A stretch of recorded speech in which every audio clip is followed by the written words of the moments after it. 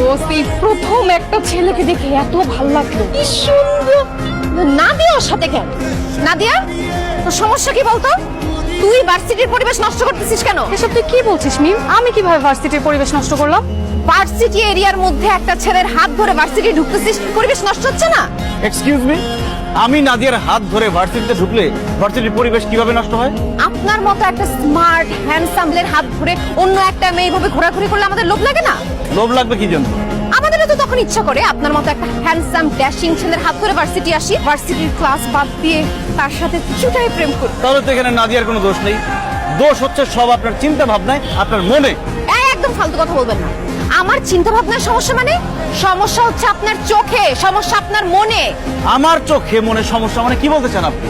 আপনার চোখে সমস্যা দেখে আপনি নাদিয়ার মতো একটা মেয়েকে পছন্দ করছেন, আপনার মনে সমস্যা দেখে